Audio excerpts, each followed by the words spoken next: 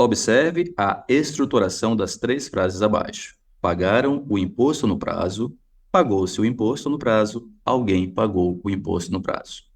Antes de nós analisarmos as alternativas, vamos fazer uma pré-análise de cada uma dessas frases.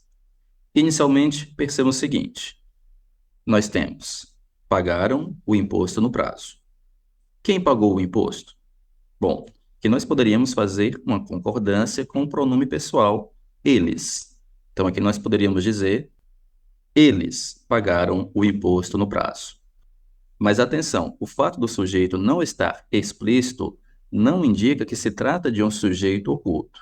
Neste caso, pelo fato do verbo estar na terceira pessoa do plural, aqui temos uma frase com um sujeito indeterminado.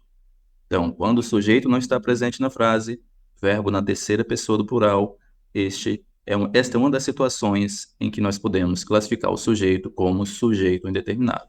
Na segunda frase, pagou-se o imposto no prazo. Observe agora o que eu vou fazer. Você concorda que esta frase pode ser reestruturada de outra maneira, de tal modo a ser dito: o imposto foi pago no prazo? E observe, quando nós fazemos essa alteração, quem foi pago no prazo? O imposto. Então, aqui nós temos um sujeito simples. Aqui, uma locução verbal, indicando que esta oração está na voz passiva. O imposto foi pago. O sujeito está recebendo a ação de alguém, que no caso não foi destacado aqui na oração. Ou seja, o agente da passiva não está presente. Mas ainda assim, a frase se encontra na voz passiva. Esta é uma estrutura de voz passiva analítica, ao passo que esta outra estrutura, original da frase, é uma voz passiva sintética, mas ainda assim voz passiva. Então, aqui também eu tenho o caso de um verbo transitivo direto acompanhado da partícula se, que é o pronome apassivador.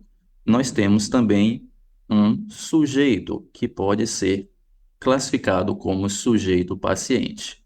Então, o importante aqui é perceber que existe sim um sujeito presente na oração. Quanto à última frase, também podemos fazer a pergunta: quem pagou o imposto no prazo? Alguém? Então, apesar de nós termos aqui um pronome indefinido, mas esse pronome ele faz o papel do sujeito desta oração. Então, aqui nós temos também o sujeito, e este alguém pagou o imposto, o sujeito realizando a ação. Aqui nós temos uma oração que está na voz ativa. Então, primeira oração, sujeito indeterminado, mas voz ativa. Segunda oração, voz passiva, também com sujeito presente. Na última oração, sujeito presente, sujeito simples, representado por um pronome e voz ativa.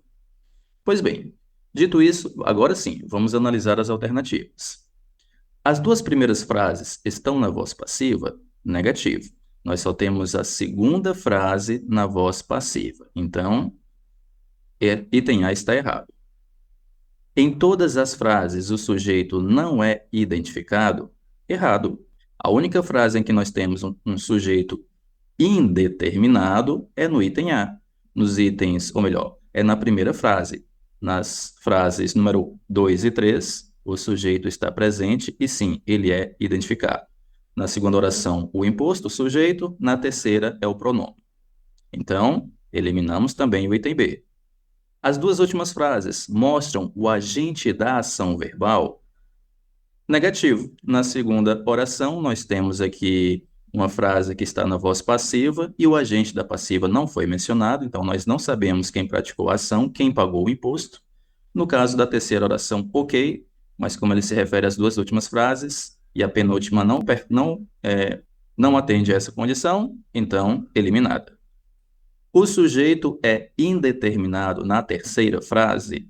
Não, como eu disse, o sujeito está presente, apesar de ser representado por um pronome indefinido. Por fim, as duas últimas frases mostram um sujeito claro. Sim, a segunda frase, como dito outra vez, o sujeito é o imposto, e na última frase, o sujeito é alguém. Portanto, a alternativa correta é a do item E.